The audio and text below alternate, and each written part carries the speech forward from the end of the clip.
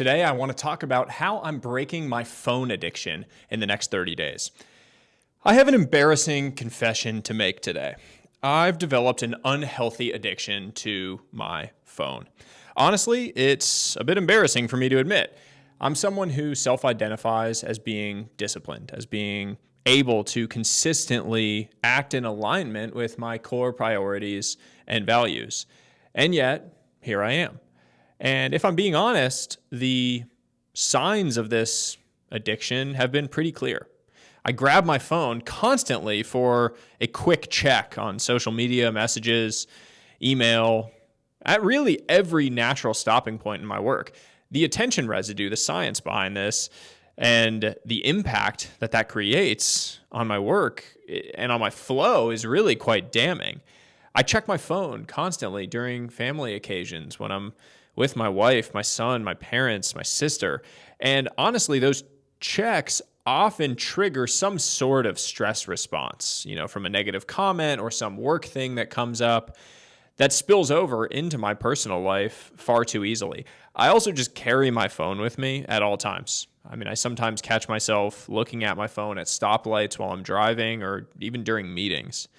I'd seen those signs, but I'd always rationalize the behavior as, rationalize using some sort of mental gymnastics to tell myself that it was all necessary to stay on top of my work, that I'd miss something if I weren't constantly connected in that way. Some comment, some reply, some email, some DM, that something would go unnoticed.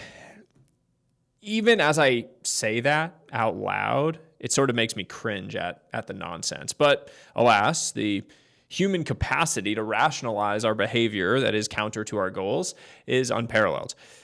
My personal turning point happened just a few days ago. I was doing a deep solo reflection session during my Think Week ritual, which I'll talk about in a future episode as well, when I asked myself one of my favorite questions. I said, if you were the main character in a movie of your life, what would the audience be screaming at you to do right now? And the answer just felt blindingly obvious. Get off the damn phone. Everything I want to achieve in my personal and professional life feels like it's naturally downstream from spending less time on my phone. More connected relationships with my wife, with my son, with my family. Deep, high-quality output on my most important projects. There's a clear science behind the negative impact of even having your phone out on your desk when you're working. Also, just improved balance and day-to-day happiness. I notice if I were to track my happiness over the course of a day, that my least happy moments tend to be when I'm checking social media or email or messages. It's obvious to me. It seems so clear, even just saying it, that I need to do something about this. So it's time to do it. But I do want to make one important caveat to all this, because there's plenty of things that you've seen out there that have said just go cold turkey, right? End your phone addiction forever. Just stop using your phone altogether. Get rid of your smartphone. Do all those things. I get a lot of value from my phone. In a very real sense, I run a remote team across multiple businesses through it. I use social media to interact and connect with many incredible people. Many of you who are listening today, I've connected with through social media. It's been a great positive in my life in many ways. I often stumble across powerful writing or videos that improve my life in many ways. So in other words, it's not all good, but it's also not all bad. So while the cold turkey approach may suit some people who deal with a phone addiction, that would do me more harm than good. I prefer, in most things in life, and certainly in this, a more pragmatic approach. I think that works for me with any real behavior change, and I think it's going to apply to this as well. So here is my plan, which I'm going to talk about during this. My plan to break my phone addiction without derailing my work or life. This is how I'm going to rewire my brain in the next 30 days. Step number 1, establish no phone zones. This is going to be the most important and probably most challenging change I'll be making. I'm going to create clear no phone zones in my life. The no phone zones that I'm going to establish to start. First, locations. Our kitchen, living room, basement, and playroom. Those are the typical places where my phone interferes with how I want to show up as a father and husband. Having my phone out in front of my son or with my wife during dinner time in the evenings. I just need to not have my phone in those places ever. Hard stop. Certain times of day, mornings from 5 a.m. to 8 p.m. and evenings after work from 5 to 7 p.m. Those are going to be no phone zones. Those are during my sacred deep work hours in the morning and then the sacred family time in the evening. And finally, events. Any family gatherings are going to fall into this as well. One other location that I suppose I'd add would be my car. I need to make sure that I never, ever look at my phone when I'm in the car.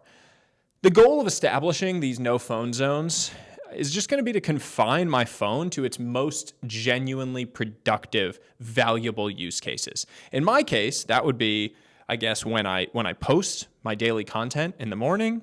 Need to open up my phone to do that. When I capture content during the day in my office up here or in the gym when I go to the gym. And then third, I guess when I catch up on things after family time in the evenings. Like I come up into my office and I do a little bit of work after family time and I can use my phone during that. That's fine. I don't expect it to be easy, by the way, to do any of that, to override these entrenched behavior patterns that I've built up. So I'm actually going to force the issue. I bought this thing, which is a phone lockbox. The company is MindSight, but there's probably hundreds of options like this. I got it on Amazon. This was like $35. It's a lockbox that you can program to a certain time, or you can just lock. And you can literally just put your phone into it and lock it up. And it forces you. You can't go and grab it. I put one in my office, which is this one, and then I'm also going to put one in my car, which is another one, so that I can't touch my phone during those times when I don't want to. That's step one. Step two, use grayscale mode. Grayscale mode, if you haven't heard of it, removes all of the colors on your phone to just make it less appealing and addicting. If you can see that, if you're watching the video, my phone is like all entirely gray. It really just takes 30 seconds to set up. If you have an iPhone, you go to settings, accessibility, display and text size, color filters, turn them on, and then say grayscale. And then you can set up a simple shortcut, which is actually really cool, where you go to settings, accessibility shortcut, and turn on the color filter shortcut. Now, if you can watch this in the video, if you are watching this, when I triple click the side button, it goes to normal color, and then I triple click it again, and it goes back to grayscale. That just enables you to switch on and off from it very easily. So like if you're going to post something or you need to do some work that requires you to be able to see the colors, it makes it much easier for me to do that. I'm going to have my phone on grayscale mode at all times when I'm not doing something that specifically requires color. That's going to be a hard one for me, but it's necessary. Step number 3, the last step, is I'm going to take a digital Sabbath, if you will. I'm going to declare Saturday as a digital Sabbath. My rules for the digital Sabbath. Number 1, no social media apps from sunrise to sundown. So I guess it's a sort of slightly shorter version of a Sabbath. I'm going to schedule any necessary posts or things that I'm going to be doing in advance and manage it with my team so that I can do that. My phone usage is going to be limited to phone calls or messages for a specific purpose, like coordinating a get-together with family or with friends. And then finally, my phone is going to be in this lockbox at home when I'm at home. It's just going to be in the lockbox the entire time. That's going to serve as something of a healthy reset for me, a reset for the system. Once a week, I'm going to just have that extremely low screen time day.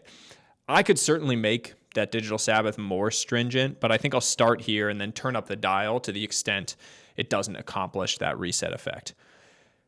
Now, the net effect of those 3 steps, those 3 actions for me, should be a dramatic reduction in my phone time versus my baseline. My assumption is that the downstream effects of that reduction are going to be profound.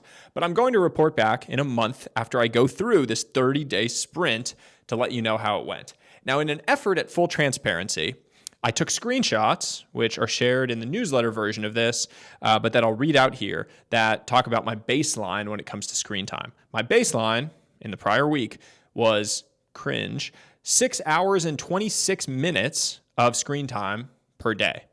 And the average number of pickups, I think that's like the number of times you pick up your phone and unlock it, was 131.